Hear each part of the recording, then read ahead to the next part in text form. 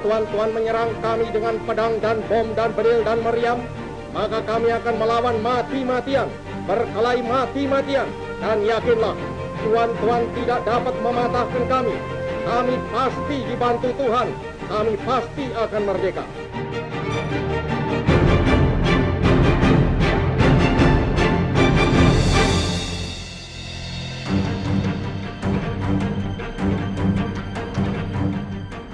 Japan's defeat over the Ally on August 15, 1945 were rumored among youth movements. That afternoon, youth from various sorts of political ideologies gathered to discuss the plan of independence declaration. They were from Syahrir's political ideology, Tan Malakas and Wikanas.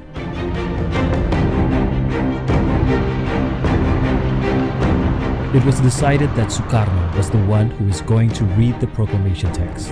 The youth groups visited Sukarno's house at the night and insisted him to proclaim the independence as soon as possible. Wikana itu mengancam dengan mengeluarkan belati. Memang Bung Karno udah lihat itu. Di antara pemuda-pemuda itu ada yang menyoren golok, membawa pistol begitu ya. Jadi mereka udah siap melakukan kekerasan gitu, dan Sukarno merasa dia diancam gitu, dan Wikana kemudian ketika menghunus belatinya itu betul-betul mengancam. The effort to urge Sukarno has actually been done by Syahrir sometime earlier. However, Syahrir was almost desperate that Sukarno would refuse to read the proclamation immediately. Whereas the text has been prepared by him, therefore the independence would not be considered as a gift from the Japanese. On the other hand, Syahrir was facing a dilemma, for he could not find another name beside Sukarno. Dan hunusan belati dari Wikana ini menurut saya itu setara dengan pernyataan dari Syahrir.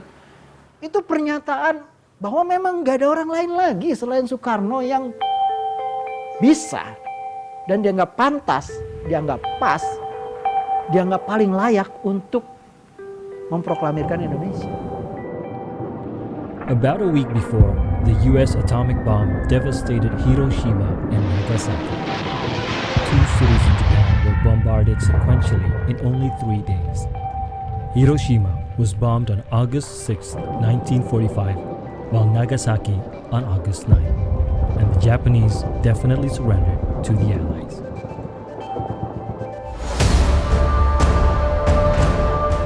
On August 15, the Japanese declared its defeat. The moment took place on the US battleship Missouri that was anchored at Tokyo Bay. Before General MacArthur, Emperor Hirohito announced an unconditional surrender. The news about Japanese surrender to the Allies was actually unknown by the national leaders like Sukarno, Muhammad Hatta, and the 9 committees, who were waiting for the independence time promised by the Japanese. Sebenarnya Soekarno melihat ini sebagai momentum yang penting, tetapi pada saat itu tentu lagi-lagi pemberitaannya juga masih harus di cross check terlebih dulu, harus dikonfirmasi terlebih dulu. Namun dari awal Bung Karno memang sangat vokal menentang penindasan penjajah yang dianggapnya itu hanya menghisap rakyat Indonesia. The Netherlands East Indies, which was occupied by the Japanese military, became a status quo. Its fate would be decided as the Allied advised. Meanwhile, the Japanese were no longer fully authorized for its settlement there. Sukarno, who was the chief of the 9 committees, who was mandated by the Investigating Committee for Preparatory Work for Independence or BPUPKI, was truly considering. Bahwa proklamasi itu harus melalui sebuah jalan yang sudah mereka rintis melalui dibentuknya BPUPK, Badan Persiapan Usaha-Usaha Kemerdekaan. Jadi proklamasi itu harus dibacakan oleh sebuah badan, diwakili oleh orang, oleh figur yang mewakili semangat seluruh rakyat Indonesia. He was blamed for being ponderous by the youth groups, particularly by Syahrir. Sukarno was considered buying his time and following the Japanese or the Allied scenario, who were maintaining the status quo, even though afterwards Sukarno's steps disproved the accusation. Bung Karno juga dengan tegas menjalankan politik mengkooperasi yang menolak bernegosiasi dengan penjajah, karena baginya kemerdekaan suatu bangsa, dan dalam hal ini adalah Indonesia, merupakan hak yang mutlak yang tidak bisa ditawar-tawarkan. Dengan ini menyatakan kemerdekaan Indonesia. Hal-hal yang mengenai pemindahan kekuasaan dan lain-lain diselenggarakan dengan cara saksama dan dalam tempo yang sesingkat-singkatnya. Jakarta, 17 Agustus 1945, atas nama bangsa Indonesia, Soekarno, Hatta. The August 17 proclamation was decided by Sukarno after he came back from Rengas Dengklok, or a day after he became a prisoner of the youth groups. The news about the Japanese defeat to the Allies was confirmed by Admiral Tadashi Maeda, the Japanese Navy officer who was the one who lent his house as the venue for the 9 committees for discussing the independence preparation. Maeda was also the one who found a Latin typewriter at that time. At night, the proclamation script was arranged by Sukarno and spelled by Hatta. Bayangan Bung Karno kalau direfleksikan ke peristiwa 17 Agustus tahun 1945, itu bayangan yang menurut saya bayangan yang bisa diterima oleh Sukarno, walaupun awalnya itu direncanakan itu menjadi peristiwa besar di lapangan Ikada. Sukarno completely realized that the Japanese and the Netherlands would not admit the independence, particularly the Netherlands with the Allies who wanted the status quo until they arrived. Sukarno was even haunted by threats for opposing the Allies' direction. However, Sukarno played an important role as the president after the independence proclamation. One of which was Sukarno's presence at Ikada Field together with Hatta and the other leaders on December 19, 1945, which was considered as a brave decision, considering that the Japanese were furious at the time. However, more than 3,000 people were waiting for Sukarno's first speech as president. Proklamasi tanggal 17 itu bukan peristiwa kecil, bukan keinginan segelintir elit, tapi keinginan seluruh rakyat Indonesia. Bukan hanya kelompok elit, tapi orang-orang di kampung-kampung.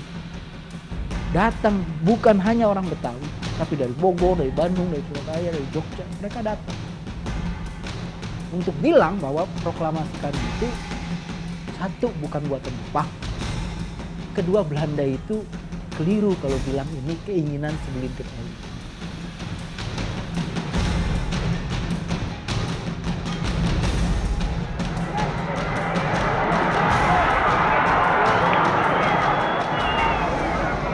Saya minta saudara-saudara diam semua.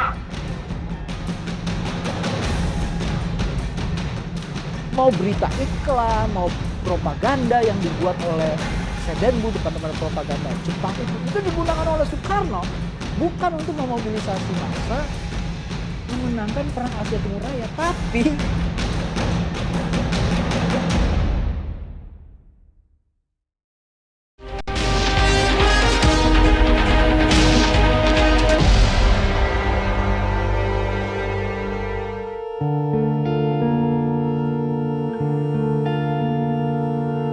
Sukarno was born as Kusno Sosrodihardjo on June 6, 1901 in Surabaya. His father, Raden Sukemi Sosrodihardjo, was a teacher from a lowly nobility class, and his mother, Ida Ayu Nyoman Rai, was of Balinese noble descent. During his adolescent years, Sukarno went to Hoger Burger School, or HBS, in Surabaya. He stayed with Cokro Aminoto, who was his father's relative. During this time, Sukarno intersected with Sarekat Islam and met the other movement's leaders like Musso, Abdul Muiz, and Agus Salim. In 1918, he was also active within Young Java Youth Organization and graduated from HBS in 1921. Sukarno berasal dari priai rendahan bapaknya. Tapi dia bisa menempuh pendidikan yang jarang bisa dilakukan oleh banyak orang. Misalnya dia tamat HBS itu Itu jumlah yang sangat kecil dari seluruh penduduk Indonesia, itu bisa dikatakan 1 dibanding 7 juta gitu ya pada masa itu. In Bandung, his circle of friendship was getting broader. Sukarno met the early nationalist leaders from Indisch parties, namely Dois Dekker, Cipto Mangunkusumo, and Suwardi Suryaningrat. During this time, Sukarno loved to read leftist ideology books. His leadership became more prominent when he established the Indonesian National Party in 1930, even though his activities within the party saw him ending up in prison. However, the defense of Indonesia accuses that what he read in court became an important idea for Indonesia's independence. Dan aktivisme seorang Bung Karno di PNI inilah yang kemudian membuat Belanda jengah dan pada akhirnya menjebloskan Bung Karno ke penjara Bancai sebelum kemudian ia dipindahkan ke penjara Sukamiskin. Namun jelas penjara tidak membuat Bung Karno jerah. Beliau tetap kritis menyuarakan Indonesia merdeka. Apparently, 2 years later, when joining the Indonesia political party Partindo, Sukarno was arrested and exiled to Flores. Yang tujuannya pun jelas bahwa untuk kemudian mewujudkan Indonesia yang merdeka. Sehingga kemudian memicu kemarahan dari pihak Belanda dan Soekarno pada akhirnya harus mendekam di beberapa penjara. Ayo bangsa Indonesia, dengan jiwa yang berseri-seri, mari berjalan terus, jangan berhenti. Revolusimu belum selesai, jangan berhenti. Exile and isolation marked Bung Karno's journey until the independence. Buat Soekarno adalah pikirannya hanya satu, bagaimana mencapai Indonesia merdeka dan mengenyahkan kolonialisme yang kemudian diwujudkan dalam kata-kata anti kolonialis kapitalisme yang melahirkan kolonialisme dan imperialisme. From another point of view, historian J.J. Rizal sees syncretic politics was typical Sukarno, a combination of ideology and doctrine turning into political projection that he aimed to establish in the future. Karena itu orang sering bilang bahwa tema perjuangan dari Soekarno adalah persatuan. Mungkin seia sekata menerima usul panitia keempat itu menjadi jawaban yang sah dari Chuo Sangiin atas pertanyaan Paduka Yang Mulia Saiku Sikikan yang kedua. Itu bermacam-macam warna itu berusaha dibuat sedemikian rupa berada dalam satu kanvas oleh Soekarno. Ini kemampuan yang menurut saya luar biasa yang mengantarkan Soekarno menjadi apa? Kalau Pak Sartono bilang orang Indonesia pertama bersama Bung Hatta gitu. Saudara-saudara, kalau saudara juga ingat bahwa tiap-tiap titik keringat yang saudara teteskan di bumi kita ini menjadi racun bagi musuh. Dan tiap-tiap butir batu yang saudara angkat menjadi peluru bagi musuh yang akan menghancur leburkan musuh itu. Maka saudara-saudara akan bekerja dengan giat. Nevertheless, during the Japanese colonialism, Sukarno's political strategies shifted and he chose to cooperate. It sharpened friction among the leaders of independence movements. Syahrir, for example, even accused Sukarno as collaborator leader.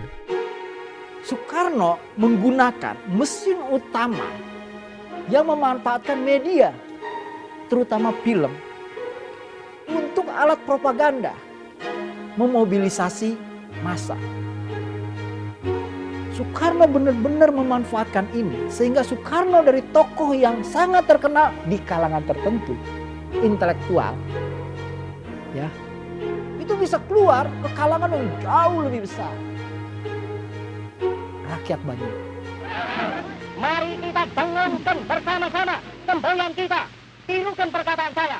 Hancurkanlah musuh kita. As the leader of Putra or Jawa Hokokai, ever since the Japanese arrival, Sukarno was assigned to mobilize the people to support the victory of Greater East Asia. Pertanyaannya adalah menurut Aiko, apakah Soekarno melakukan itu, memobilisasi massa untuk kemenangan Perang Asia Timur Raya? Ternyata tidak. Jadi Aiko itu memeriksa pidato-pidato Soekarno yang hampir dilakukan hampir setiap minggu. Mau berita iklan, mau propaganda yang dibuat oleh Sedenbu, departemen propaganda Jepang itu digunakan oleh Soekarno bukan untuk memobilisasi massa memenangkan perang Asia Timur Raya, tapi digunakan untuk menanamkan nasionalisme. Jadi Soekarno benar-benar menguji kemampuannya dia berbahasa. Sehingga orang-orang Jepang itu bisa salah tafsir. Misalnya Soekarno bukan bicara tentang kemerdekaan, meminta merdeka, tapi meminta kebahagiaan, kesejahteraan, kemakmuran, dan itu sama dengan kemerdekaan. Itu contohnya misalnya. 4 kali 365 hari saya berpisah dengan rakyat Jakarta, laksana rasanya seperti berpisah 40 tahun, saudara. Soekarno mampu melewati seluruh rintangan tersebut hingga pada akhirnya Belanda mengakui kedaulatan Indonesia secara penuh terhitung sejak 27 Desember 1949.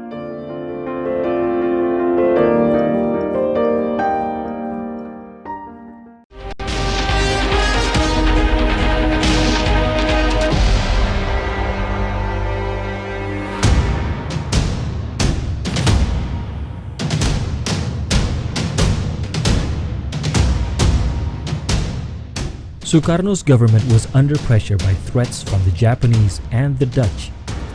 Indonesia's struggle did not end due to the Dutch existence and the Allies' interference. Sekutu juga sudah memberi kabar bahwa tidak lama lagi mereka akan masuk ke Indonesia, dan pada saat itu beredar kabar juga bahwa Sekutu akan datang dengan membonceng Belanda. There were chaos in several regions. The Dutch and the Allies massively disseminated propaganda, discredited Indonesia before the world that it was not ready to be an independent country. Soekarno itu memutuskan untuk hadir dalam peristiwa yang sangat penting yang oleh Bung Hatta dikatakan nggak mungkin kita bicara tentang proklamasi tanpa membicarakan tentang peristiwa Ikada. Itu peristiwa yang sangat penting di mana orok Republik Indonesia itu sedang menghadapi tantangan oleh isu yang dihembuskan oleh sekutu, dalam hal ini adalah Belanda, bahwa Indonesia adalah buatan Jepang, pemberian Jepang, dan kemerdekaan itu hanya keinginan segelintir elit. On September 19, 1945, Ikada incident took place at the peak of the people's rage against the Japanese. The people waited for Bung Karno's speech, but unfortunately, under strict supervision of the Japanese troops, Sukarno only asked the hundreds of thousands of people to return to their homes. For independence figures, the Ikada incident proved to the international world that Indonesia's independence was not created by the Japanese and was not some elite's desire. 300.000 orang berkumpul di lapangan Ikada dari mana-mana dan mereka siap mati dan siap bentrok dengan kekuasaan Jepang. Dan bayangkan Soekarno, Hatta, dan kawan-kawan itu harus hadir untuk memberikan perintah yang ditunggu-tunggu sebagai perintah pertama dari presiden mereka sebagai pimpinan. Dan Bung Karno berpidato dan menyebut dirinya sebagai presiden untuk ditaati oleh rakyatnya. Minta Soekarno-nya, kalian pulang. Ini perintah presiden, kalau kalian menunggu presiden. Sukarno initiated his authority in a critical time of revolution after the independence. The battle to defend the independence was inevitable, resulting in heavy casualties. Sukarno realized the importance of diplomacy to prevent more victims. Yang juga menurut saya harus digarisbawahi adalah bagaimana Soekarno, Hatta itu bersepakat bahwa yang harus didahulukan adalah diplomasi. Lalu di belakang baru ketentaraan atau pertempuran. Jadi ini yang kemudian dalam sejarah itu suka orang balik begitu ya. Seolah-olah yang didahulukan itu pertempuran bukan diplomasi. Sehingga peranan dari seorang Soekarno, Hatta, Sahril itu menjadi pudar begitu. Diam,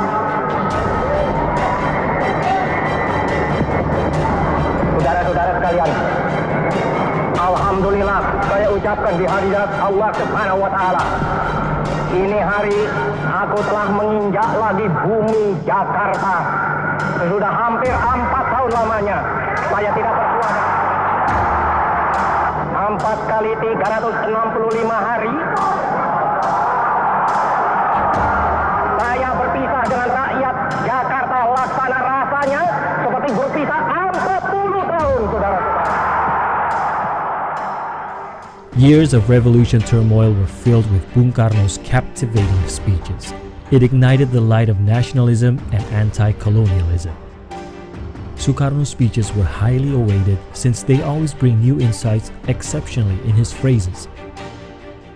During the struggle for freedom and revolution, Sukarno's speeches were also responsible for building public awareness and collective memories about liberation from oppression and colonialism. His speeches framed time nuance and captures the pulse of the people's heartbeats in the early years of the Republic. Dan dalam beberapa hal memang harus lebih diplomatis gitu ya. Jadi tidak kemudian serta-merta harus dikonfrontasi gitu. Dan disinilah kemudian Hatta memainkan peranan pentingnya sebagai seorang negosiator ulung. Dan juga ada tokoh-tokoh lain seperti misalkan ada Haji Agus Salim, ada Muhammad Natsir, dan kemudian beberapa figur penting lainnya yang kemudian juga menjadi seperti berdiri di belakang Soekarno untuk kemudian membantu mengarahkan gitu kira-kira keputusan atau tindakan apa yang kemudian harus diambil ketika muncul suatu isu atau ketika terjadi suatu gejolak di suatu daerah, seperti itu, Mas. Diplomatic channels in supporting the struggle of sovereignty was significant during Sukarno's administration. Even when Linggarjati and Renville, the two negotiations that proved to be unfavorable for Indonesia, took place. The Dutch also broke the two agreements, followed by military aggressions in 1947 and 1948. On the other hand, one negotiation after another also ignited political friction. Perundingan Rumroyen, Renville, sampai KMB itu menimbulkan banyak sekali friksi politik ya. Dan itu bisa dicerminkan sebenarnya dengan bergonta-gantinya kabinet begitu. Namun Soekarno mampu melewati seluruh rintangan tersebut hingga pada akhirnya Belanda mengakui kedaulatan Indonesia secara penuh terhitung sejak 27 Desember tahun 49.